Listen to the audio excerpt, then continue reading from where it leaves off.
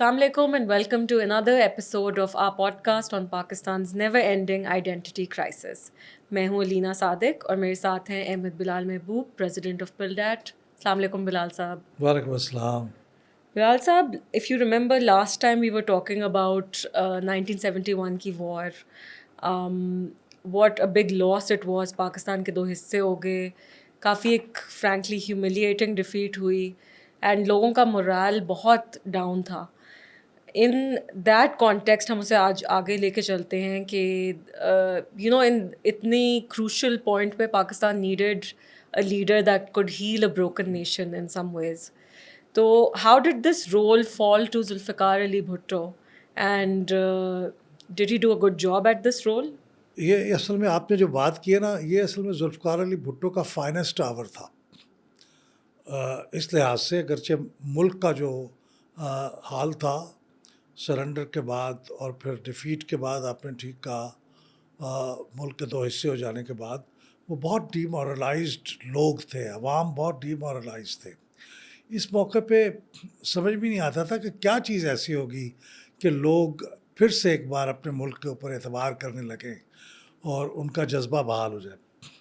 तो जुल्फ़िकार अली भुट्टो एक बड़ी हिस्टोरिक उनके ऊपर रिस्पॉन्सिबिलिटी उनके कंधों पे आई कि उन्होंने, चूँकि वो वेस्ट पाकिस्तान में सबसे पॉपुलर लीडर थे, ईस्ट पाकिस्तान अलग हो चुका था, तो चूँकि बाकी की जो असम्बली थी उसमें इनकी मेजॉरिटी थी, तो इसलिए इनके ऊपर जिम्मेदारी आई कि ये बाकी पाकिस्तान की क़यादत संभालें। ये बहुत, मैं समझता कि नाजुक मरहले पे क़यादत संभाली थी, लेकिन उन्होंने जब अपनी पहली स्पीच की रेडियो पे और टेलीविज़न पे, वो इतनी सोल लिफ्टिंग थी, उससे लोगों के जज्बात, मुझे अच्छी तरह याद है कि हमने रात को बैठ के एक तारीख से कमरे में बैठ के हमने उनकी स्पीच सुनी थी और इतनी वो आपके जज्बात को उभारती थी। उन्होंने बहुत अहम फ़ैसले किए, अहम डिसीजंस को अनाउंस किया और उसके बाद फिर जिस एतमाद के साथ उन्होंने बहुत से डिसीजन किए और चीज़ों को लेके आगे चले, उसे लगता था कि हम ज़िंदा हैं और हमारे अंदर जज्बा है। तो मेरे ख्याल जुल्फ़िकार अली भुट्टो का सबसे बड़ा कारनामा ये था कि उन्होंने एक बिल्कुल जिसके अंदर अपना मोराल ख़त्म हो गया था, जिनके अंदर जज्बा ख़त्म हो गया था, उस कौम को दोबारा उठाया और उसे खड़ा किया और उसको एतमाद बख्शा कि आप दुनिया के अंदर अभी भी एक बड़ी क़ुव्वत है। उसके बाद भी बहुत से एक्शंस हैं, लेकिन पहली स्पीच के बाद से it was never looking back.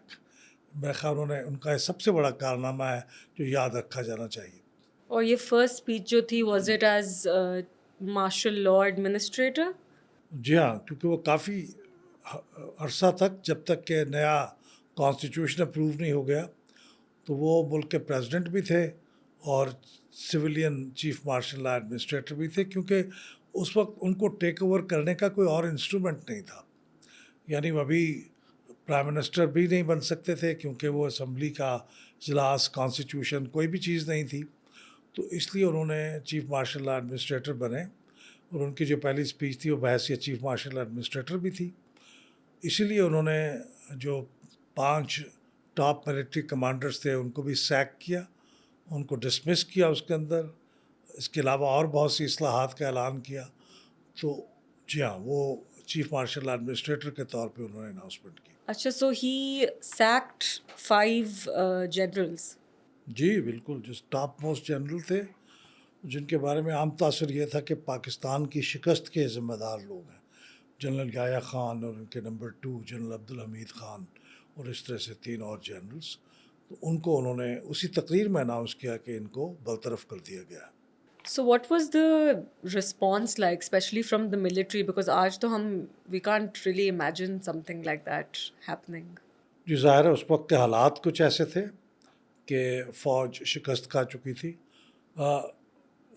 फ़ौज के अंदर भी बहुत से लोग ऐसे थे, इन जनरल्स के ख़िलाफ़ बहुत जज्बात रखते थे। जनरल अब्दुल हमीद ख़ान साहब को बाकायदा तौर पे जब वो एक अपने फ़ौजी साथियों को एड्रेस करने के लिए आए थे, तो उन्हें हूटिंग का सामना करना पड़ा था। वो अपनी बात मुकम्मल नहीं कर सके थे। फिर इस तरह फ़ौजी कुछ दस्ते जो गुजरांवाला के करीब थे, उन्होंने भी थ्रेटन किया था कि they will advance towards Islamabad अगर ये लोग पिंडी, अगर ये लोग रिज़ाइन नहीं करते। تو فوج کے اندر بھی جذبات تھے، تو اس لیے فوج کے اندر سے کوئی نیگیٹو چیز تو اس وقت ریئیکشن نہیں آیا. عوام کے اندر بہت اچھا ریئیکشن تھا اور بہت خوش تھے کہ کم از کم کچھ لوگوں کو تو ذمہ دار ٹھہرایا گیا ہے، ایکشن لیا گیا ہے، ورنہ جتنے بڑے لوگ ہوتے ہیں ان کے خلاف تو کبھی کوئی ایکشن نہیں ہوتا. So that's a remarkable example of, I guess, accountability happening in Pakistan. I think ایک جو major achievement of Zulfikar Ali Bhutto or his major success that he's credited with is the 1973 constitution. تھوڑا سا آپ ہمیں historically can you take us from وہ chief یہ marshal law administrator بنے and from there how did he go on to create this constitution, کتنی unanimously بنی، can you shed some light on that? میں اس کے بارے میں بات کرتا ہوں، لیکن وہ پہلے ہم جو بات کر رہے تھے کہ لوگوں کا جو جذبہ تھا وہ بہت نیچے تھا، تو ایک دوسری چیز جو انہوں نے کی وہ تھی اسلامک سمٹ. پاکستان کی ہسٹری میں اتنے اسلامک کنٹریز کے سربراہان، king Faisal was there, Yasir Arafat was there, Gaddafi was there, Asad جو تھے سیریا کے وہ موجود تھے، انور السادات بھی تھے.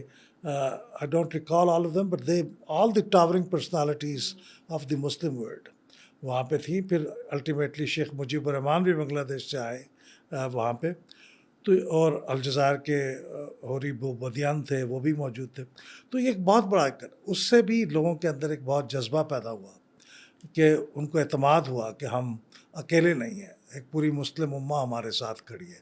تو یہ بھی ان کا بہت بڑا کارنامہ تھا کہ کامیابی کے ساتھ ایک ایسی کانفرنس کر لینا اور اس کانفرنس کے تھرو پھر بنگلہ دیش کے ساتھ ریپروچ کر لینا اور لوگوں کا جذبہ بنا. شیخ مجیب کو بھی Bhutto was the one who allowed ہم ٹو گو ٹو بنگلہ دیش، رائٹ؟ جی یہ تو درست ہے کہ جب انہوں نے ٹیک اوور کیا تھا تو شیخ مجیب الرحمان ویسٹ پاکستان میں قید تھے، اور بلکہ ان کو یہ بتا دیا گیا تھا کہ آپ کی قبر کھدی ہوئی ہے، آپ کو ابھی سزائے موت دے دی جائے گی.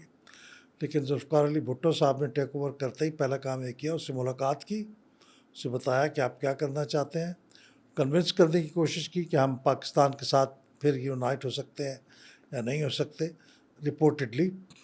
لیکن بہرحال انہوں نے شیخ مجیب الرحمان کو بڑی عزت اور احترام کے ساتھ خود وہ پلین کی سیڑھیوں تک آئے ان کو رخصت کرنے کے لیے. ایک باقاعدہ پلین، چارٹرڈ پلین ان کے لیے مختص کیا گیا جو انہیں لے کے لنڈن گیا. شیخ مجیب بھی تھے، ان کے ایک ساتھی کمال حسین بھی تھے، اور شاید ان کی فیملی وغیرہ بھی تھی کچھ اور لوگوں کی.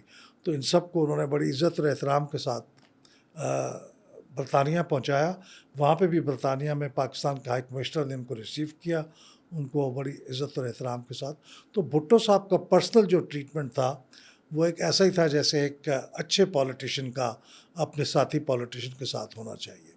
So going back to my original question, کہ constitution, how did that come about, 1973 کی constitution? دیکھیے کانسٹیٹیوشن کی دو کہانیاں ہیں. ایک تو جب انہوں نے ٹیک اوور کیا تو اس کے بعد انہوں نے کہا کہ فوری طور پہ ایک لیگل فریم ورک کریٹ کرنے کے لیے ہمیں جلدی سے ایک انٹرم کانسٹیٹیوشن اپروو کر دینا چاہیے. تو انٹرم کانسٹیٹیوشن 1 مہینے کے اندر اپروو ہو گیا. اس میں ایک پریزیڈنشیل فارم آف گورنمنٹ تھی، ذوالفقار علی بھٹو پریزیڈنٹ بن گئے اور ان کی پھر کیبنٹ بن کے انہوں نے کام چلایا.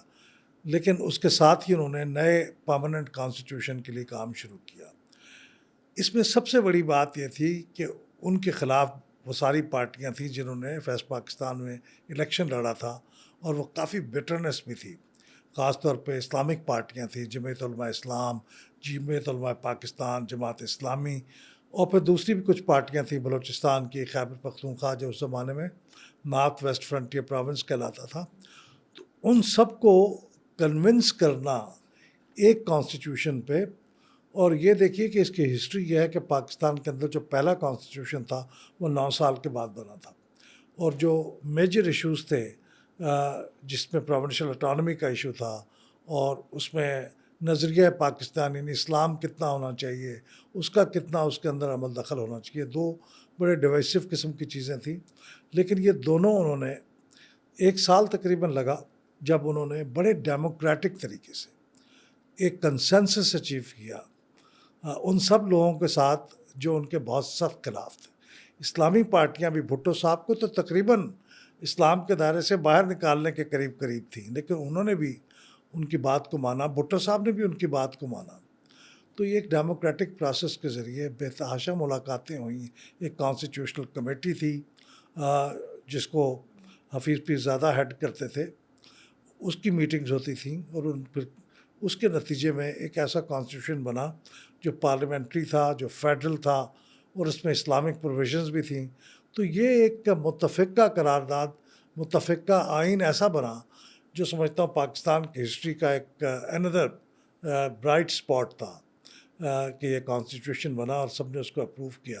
ایک دو لوگ تھے جنہوں نے سائن نہیں کیا تھا، لیکن وہ بھی اختلاف کی وجہ سے نہیں تھا، لیکن جو میجر پولیٹیکل پارٹیز تھیں ان سب نے اس پہ اتفاق کیا اور سائن کیا۔ تو یہ بھٹو صاحب کی میں سمجھتا ہوں بصیرت تھی، ان کا ویژن تھا، اور انڈیورنس تھی کہ وہ جس طرح برداشت کیا انہوں نے ساری مخالفت کو۔ یہ بڑا مشکل ہوتا ہے کہ آپ لوگوں سے ایک ایک چھوٹی بات کے اوپر اختلاف کے اوپر بات چیت کریں، انہیں کنونس کریں، ان کی بات کو ایکسیپٹ کریں۔ ابتدا میں سوشلزم کی بات تھی کانسٹیٹیوشن کے اندر، پھر انہوں نے دیکھا کہ یہ ایکسیپٹیبل نہیں ہوگا، ہی بیکڈ آؤٹ، اور انہوں نے پھر اسلامی جمہوریہ پاکستان کو ہی قائم رکھا۔ تو یہ میں سمجھتا ہوں یہ بھی بہت بڑا کارنامہ تھا ذوالفقار علی بھٹو کا۔ دوسرے لوگوں کا بھی کارنامہ تھا جن لوگوں نے اس کے اوپر ایگری کیا، لیکن چونکہ سارے پروسیس کو بھٹو صاحب لیڈ کر رہے تھے تو میرے خیال میں سب سے بڑا کریڈٹ انہیں کا جاتا۔ Do you think this was the strongest Pakistan's democracy has ever been? یا because سارے انڈیپینڈنس بھی تھی اور because of the circumstances power بھی زیادہ تر الیکٹڈ ریپرزینٹیوز میں ہی تھی؟ میں سمجھتا ہوں پاکستان میں کوئی بھی شاید الیکٹڈ رہنما اتنا پاورفل نہیں رہا ہوگا جتنا ذوالفقار علی بھٹو اس پہلے اپنے 3 سال میں رہے۔ اس کی ایک وجہ یہ تھی کہ فوج اس پاکستان کے سانحے کے بعد کمزور ہو گئی تھی، پیچھے ہٹ گئی تھی، وہ ایک نیا ایڈونچر کرنے کی پوزیشن میں بھی نہیں تھی، لوگوں کے اندر بھی ان کے بارے میں کوئی اچھے جذبات نہیں تھے۔ لیکن ذوالفقار علی بھٹو خود ان ہز اون رائٹ وہ اتنے بڑے لیڈر تھے، آپ انہیں پسند کریں نہ کریں، ان سے آپ اختلاف کر سکتے ہیں، لیکن ان کے اسٹیچر سے اختلاف کرنا بہت مشکل ہے۔ وہ اپنا اسٹیچر پہلے ہی منوا چکے تھے جب وہ فارن منسٹر تھے، اور ان کی بہت مارکت الارا اسپیچز تھیں نیشنل سیکورٹی کونسل میں، UN سیکورٹی کونسل میں، تو ان کی وجہ سے بھی ان کا ایک احترام تھا۔ تو اس لیے یہ ذوالفقار علی بھٹو صاحب کا کی وجہ سے، اسٹیچر کی وجہ سے بھی اور کچھ حالات کی وجہ سے بھی ہمارے ملک کی جو جمہوریت تھی، پارلیمان تھی، پروونشل اسمبلیز تھی، وہ کافی میں سمجھتا ہوں کہ اسٹرانگ تھی، ان کے اوپر ان ڈیموکریٹک فورسز کا انفلوئنس بہت کم تھا۔ That's true. اینڈ تو انہوں نے پاکستان کی ایک ڈیموکریٹک آئیڈینٹی تو کافی اسٹرانگلی بنانے کی کوشش کی through the constitution. I think ان کا ایک اور defining feature was his socialism. اس وقت Soviet Union obviously was on the rise, socialism globally کافی پاپولر تھا، بٹ انہوں نے پاکستان میں ریئلی انٹروڈیوس کیا socialism, his own brand of socialism, Islamic socialism, روٹی کپڑا مکان، اور صرف مطلب ایک نعرہ نہیں تھا، it had a ideological basis behind it. تو how was the mood around socialism in Pakistan in that era? Socialism ایک آئیڈیالوجی کے طور پہ تو پاکستان میں کوئی بہت زیادہ مقبول نہیں تھا، لیکن بھٹو صاحب کی اپنی ذاتی مقبولیت کی وجہ سے، اور پھر جس طرح انہوں نے اس کو بلینڈ کیا اسلام کے ساتھ، اسلامک سوشلزم، تو اس کا بہرحال کسی حد تک مقبولیت موجود تھی، کیونکہ اسلامی جماعتوں نے سوشلزم کے بارے میں بہت سی باتیں کی تھیں جس سے اس کے بارے میں کچھ بہت سے غلط فہمیاں بھی پیدا ہو گئی تھیں۔ ان غلط فہمیوں کی وجہ سے اور ان دینی جماعتوں کے پریشر کی وجہ سے بھٹو صاحب سوشلزم کو کانسٹیٹیوشن کے اندر مینشن نہیں کروا سکے تھے۔ ذاتی طور پہ وہ یقیناً ایک بڑے ایگالیٹیرینزم کے قائل تھے، مزدوروں، کسانوں، غریب لوگوں کی بہتری کے لیے وہ بہت سی باتیں کرتے تھے اور کہتے تھے، اور انہوں نے اقدامات بھی لیے۔ لیکن پھر ایک سٹیج پہ آ کے ان کی پارٹی کے اندر سوشلزم کے کچھ ایکسٹریمسٹ لوگ تھے جو سوشلزم کو چاہتے تھے کہ جلدی سے نافذ کر دیا جائے سوشلزم کو، بہت انقلابی لوگ تھے۔ اس موقع پہ ذوالفقار علی بھٹو صاحب ایک پریگمیٹسٹ قسم کے پولیٹیشین تھے. وہ اس طرح کے کوئی انتہائی قدم نہیں اٹھانا چاہتے تھے. تو ایک middle of the road in کی پالیسی تھی اور اسے لے کے چلے. سوشلزم کا بنیادی جو تصور تھا غریبوں کی اور برابری کا تصور, اس کو تو وہ لے کے چلے, لیکن سوشلزم کو انہوں نے بہت زیادہ پھر بعد میں پرسو نہیں کیا. بٹ بہت سے انہوں نے ریڈیکل پالیسیز تو امپلیمنٹ کی, جیسے کہ نیشنلائزیشن. اٹ واز کنسیڈرڈ کہ بہت انہوں نے ایک آؤٹ آف دا باکس نہیں تو کچھ لوگوں کو وہ ایکسٹریم میجر بھی لگا. وہ کیسے لوگوں نے اس کو کیسے لیا, اور وہ was it as unsuccessful as people سے اٹ واز؟ دیکھیے, وہ ایک پاپولسٹ پولیٹیشین بھی تھے. انہوں نے بہت سی باتیں ایسی کی اور کہیں جو عوام میں بہت مقبول ہوئیں, لیکن اس کے بارے میں جیوری ابھی تک آؤٹ ہے کہ وہ صحیح تھا کہ نہیں تھا. بہت سے لوگوں کا خیال ہے کہ نیشنلائزیشن کوئی اچھا قدم نہیں تھا. نیشنلائزیشن اٹ سیلف اتنا برا قدم نہ بھی ہو, لیکن اس کی بعد میں جو گورنمنٹ آفیشلس کے اندر مس مینجمنٹ ہوئی, وہ سارے ادارے جو پروفٹ میکنگ انسٹیٹیوشنس تھے وہ سارے پھر نقصان میں جانے لگ گئے. تو اصل چیز نیشنلائزیشن سے زیادہ اہم بات یہ تھی کہ ان کو بعد میں مینیج کرنے کا کوئی انتظام ہونا چاہیے تھا, وہ نہیں تھا. تو اس لحاظ سے تو ان کے بہت سے اقدامات ایسے تھے تو سوشلزم کے قریب تھے, لیکن سوشلزم کا ذکر یا سوشلزم کا نام لے کے بہت سی باتیں کرنا بند کر دی گئی تھیں. بلکہ انہوں نے ایک عام طور پہ مشہور ہے یہ بات کہ انہوں نے مولانا مودودی سے ایک ایکسکلوسیو ملاقات کی تھی لاہور کے گورنر ہاؤس میں, جس میں انہوں نے مولانا سے یہ کہا تھا کہ آپ میری مدد کیجئے, کیونکہ میری اپنی پارٹی کے ریڈیکل ایکسٹریمسٹ سوشلسٹ لوگ جو ہیں وہ میرے خلاف اقدامات کرنا چاہتے ہیں اور مجھے مجبور کر رہے ہیں کہ میں کروں, تو آپ میری مدد کیجیے, آپ کم از کم میرے خلاف اقدامات مت کریں. تو یہ ہو سکتا ہے کہ یہ روایت درست نہ ہو, لیکن عام طور پہ بہت سی کتابوں میں لکھا ہوا ہے, اور اس کا بعد میں ان جو اس ملاقات میں شریک تھے ان میں سے ایک صاحب نے اس کا ذکر کیا تھا. لیکن وہ بحیثیت مجموعی وہ ایک مڈل آف دی روڈ پریگمیٹسٹ قسم کے اقدامات کے قائل تھے, وہ انہوں نے کیے. نیشنلائزیشن ان میں سے چند ایک چیزیں تھیں جو کہ میں سمجھتا ہوں کہ ایک حد تک ڈسپیوٹڈ رہیں گی کہ وہ صحیح باتیں تھیں, اچھی تھی یا نہیں تھی, لیکن چونکہ وہ نقصان ہونے لگ گیا ان صنعتوں کے اندر, تو وہ لوگوں نے سمجھا کہ یہ کوئی اتنا فائدہ مند چیز نہیں تھی. اور ایک اور چیز جو آئی تھنک انہوں نے ایک تو وائس تو انہوں نے لوگوں کو دی, ایک ڈیموکریٹک وائس پاکستانیز میں اپنی کیمپینس کے تھرو اور پھر کانسٹیٹیوشن کے through. He really gave them a democratic voice and vision. In other way جس میں انہوں نے یہ کیا were student unions and trade unions. But اب ایٹ لیسٹ پاکستان میں both these forms of organizing are seen in a very negative way, کہ یہ بہت وائلنٹ تھے اور بہت ڈسٹرکٹیو تھے. از دیٹ ٹرو, اور were people really feeling empowered through these sources? نہیں, آپ کی بات کافی حد تک درست ہے.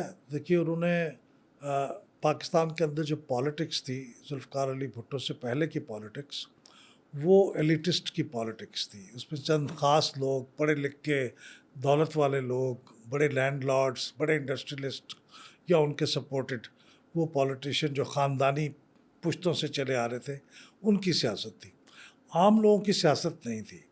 بھٹو صاحب کا یہ بھی بڑا کارنامہ ہے کہ انہوں نے ان عام لوگوں کو اعتماد دیا اور ان کو سیلف رسپیکٹ دی, اور انہوں نے پھر اپنے ڈیمانڈس کرنے شروع کیے, اپنے حقوق مانگنے کے لیے جدوجہد کی. آپ نے صحیح کہا کہ لیبر یونینز کو بھی کافی پروموٹ کیا. پھر ایک زمانہ آیا کہ وہ لیبر یونینز بہت انتہا پہ چلی گئیں, تو پھر ان کو کنٹرول کرنے کے لیے بھی اقدامات کرنے پڑے. اسٹوڈنٹس یونین کا میں خاص طور پر ذکر کروں گا, کیونکہ میں پرسنلی اس کو میں نے ایکسپیرینس کیا ہے. اس وقت کم از کم پنجاب میں جو اسٹوڈنٹس یونینز تھیں, most of them were Jamaat Islami oriented students unions elected, اس کی حامی تھی. لیکن بھٹو صاحب نے ان کے لیے پولیٹیکلی یہ بہت صحیح ہوتا کہ اگر وہ ان اسٹوڈنٹس یونین کو اگنور کرتے یا دبا دیتے, لیکن انہوں نے اسے اور بھی پروموٹ کیا. وہ اس طرح پروموٹ کیا کہ اسٹوڈنٹس یونین کے جو الیکٹڈ پریزیڈنٹ اور سیکرٹری تھے, ان کو یونیورسٹی کی گورننس کے اندر انکارپوریٹ کر لیا. یعنی president used to be member of the syndicate and the senate and the disciplinary committee. تو یہ ان کا ایک, میں سمجھتا ہوں کہ جمہوری انداز فکر تھا جو انہوں نے کیا, ورنہ ان کی پالیٹکس کے پوائنٹ آف ویو سے یہ کوئی اچھا فائدہ مند چیز نہیں تھی. تو جی ہاں، ان کے زمانے میں عام لوگوں کو، مزدوروں کو، کسانوں کو، غریب لوگوں کو پاکستان کی سیاست کے بارے میں ایک اعتماد ملا کہ ہم بھی اس میں بات کر سکتے ہیں. So I think we've talked a lot about the positives and the achievements of Zulfikar Ali Bhutto. Some people might think that we're biased, تو تھوڑی سی ہم ان کی negatives کی بھی بات کر لیتے ہیں. A lot of people say کہ بہت وہ ایک contradictory انسان تھے. You know, all people contain multitudes within themselves. کہ ایک تو وہ he was a big democrat, but ان کے اندر بہت سی autocratic and some even say fascist tendencies تھی. How true is that? اس پہ بات کرنے سے پہلے میں دو باتیں کوئکلی ذوالفقار علی بھٹو صاحب کے کارنامے جو ہیں وہ مکمل نہیں ہوتی بات. دیکھیے، ایک شملہ ایکارڈ کیا انہوں نے، انڈیا میں گئے، ان کے پاس اس پر کوئی بارگیننگ چپس نہیں تھے. وہ ہارے ہوئے ملک کے وزیر اعظم تھے. ہمارے 90,000 کے قریب لوگ انڈیا کے اندر پرزنر آف وار تھے. ہمارے پاس کچھ بھی نہیں تھا. ہم اپنے قیدی کیسے آزاد کراتے، کس بنیاد پہ، ہم کیا دے سکتے تھے انہیں؟ زیادہ رقبہ انڈیا نے قبضہ کیا ہوا تھا ہمارا، ایون ویسٹ پاکستان میں. ہمارے پاس وہ بھی کوئی بارگیننگ نہیں تھی. تو ذوالفقار علی بھٹو ایسے حالات میں انڈیا میں گئے. انہوں نے وہاں کی بہت ہی اسٹرانگ اور اس وقت کی بہت مقبول وزیر اعظم اندرا گاندھی کے ساتھ شملہ کے اندر ملاقات کی. ملاقات کے بہت سے راؤنڈز ہوئے اور آخری راؤنڈ سے پہلے یوں لگتا تھا کہ سارے مذاکرات ناکام ہو گئے. لیکن وہ آخری راؤنڈ میں مجھے نہیں پتا کیا ہوا، لیکن وہ 90,000 قیدیوں کی رہائی کا بھی فیصلہ ہو گیا. جو اپنے علاقے ایک دوسرے کے قبضے کیے ہوئے تھے ان کو بھی ویکیٹ کرنے کا فیصلہ ہو گیا. اور سیز فائر لائن کی جگہ ایک لائن آف کنٹرول کشمیر کے اندر، اس کا بھی فیصلہ ہو گیا. اور بغیر کشمیر کے اندر ہمارا جو موقف تھا، ہمارا جو سٹینڈ پوائنٹ تھا، اس پہ کمپرومائز کیے ہوئے یہ ہوا فیصلہ، بغیر کوئی چیز ریٹرن میں دیے ہوئے. تو میں سمجھتا ہوں کہ یہ بھی ان کا بہت بڑا کارنامہ تھا. اور آخری بات، پاکستان کے اندر نیوکلیئر پروگرام جو کنسیو کیا، ویژولائز کیا اور اس کا باقاعدہ آغاز کیا، وہ ذوالفقار علی بھٹو کو کریڈٹ جاتا ہے. ان باتوں سے کوئی انکار نہیں کر سکتا. اب آپ نے یہ بھی بات کہی ہے، یہ بات ٹھیک ہے. جس طرح ان کے کارنامے بہت بڑے ہیں نا، اس لیے بعض ان کی ناکامیاں بھی بہت بڑی ہیں، میں ذاتی طور پہ سمجھتا ہوں. ایک تو ان کا پرسنل جو ٹیمپرامنٹ تھا وہ بہت آٹوکریٹک تھا، جسے کچھ لوگ کہتے ہیں وڈیروں جیسا تھا، کہ وہ اپنے خلاف کوئی چیلنج برداشت نہیں کر سکتے تھے.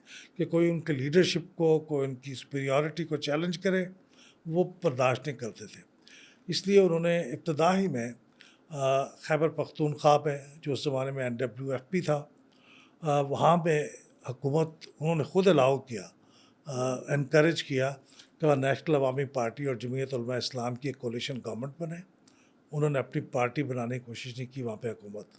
اور بلوچستان میں بھی اس طرح نیشنل عوامی پارٹی کی گورنمنٹ بنی، ان کو موقع دیا. لیکن جلد ہی ان کے اختلافات ہو گئے اور پھر دونوں حکومتوں کو انہوں نے سیک کر دیا. تو یہ بھی ہوا. اور اپنی پارٹی کے اندر بھی انہوں نے بہت سے لوگوں کو برداشت نہیں کیا. مختار رانا ایک بڑے اہم سیاسی رہنما ہوتے تھے، فیصل آباد سے ان کا تعلق تھا. ان کو قید کیا، ان کو ہٹایا. اور پھر ان کے علاوہ معراج محمد خان ایک بہت بڑی پرسنالٹی تھے. یہ دونوں وہ لوگ تھے جن کو وہ کہتے تھے یہ میرے جانشین ہوں گے، میرے سکسیسر ہوں گے. ان کو بھی اریسٹ کیا، ان کو بھی بہت عرصہ جیل میں رہنا پڑا. تو یہ ان کی اندر یہ ایک خامی تھی. نیشنلائزیشن کا جو انہوں نے فیصلہ کیا، یہ بھی میں سمجھتا ہوں ویل تھاٹ آؤٹ نہیں تھا. ایک ان کے خیال میں تو یہ بہتر تھا کہ اتنے بڑے بڑے جو انڈسٹریلسٹ ہیں ان کو اپنے مقام پہ لایا جائے، لیکن یہ ملک کے لیے لانگ ٹرم پہ کوئی فائدہ مند نہیں تھا. پھر یہ اس آخر میں میرا خیال ہے کہ ان کے دور کے اپنے آخر میں انہوں نے جو اسلامائزیشن کے اقدامات کیے وہ بھٹو صاحب سے کم لوگ ایکسپیکٹ کرتے تھے.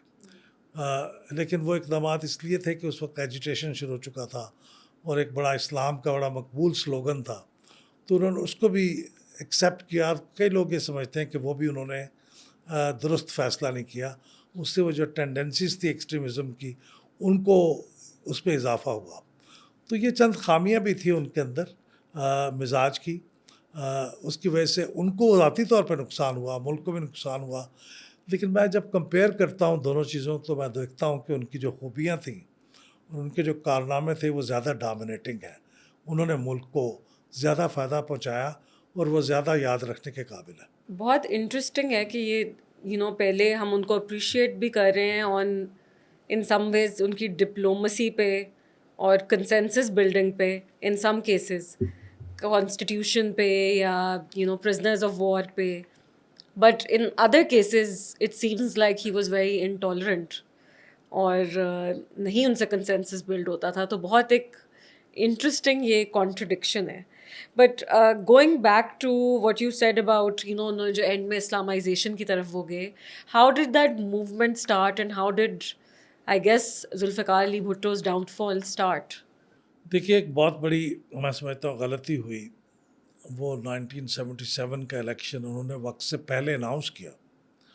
یعنی اس وقت انڈیا میں بھی الیکشن نہیں ہوا تھا اور انہوں نے خاص طور پہ بڑے پرائڈ کے ساتھ کہا کہ پاکستان ایک تھرائیونگ ڈیموکریسی ہے اور ہم یہاں پہ وقت سے پہلے الیکشن کرا رہے ہیں. ابھی 1 سال تقریباً اور رہتا تھا, وہ رہ سکتے تھے پرائم منسٹر. تو 1977 کا جو الیکشن تھا وہ اصل میں ان کی ڈاؤن فال کا آغاز ثابت ہوا. اس الیکشن کے دوران ریگنگ کے وائڈ سپریڈ چیزیں سامنے آئیں. یعنی بڑے پیمانے پہ الیکشن کو مینیپولیٹ کیا گیا اور خیال یہ تھا کہ یہ بیوروکریسی نے کیا.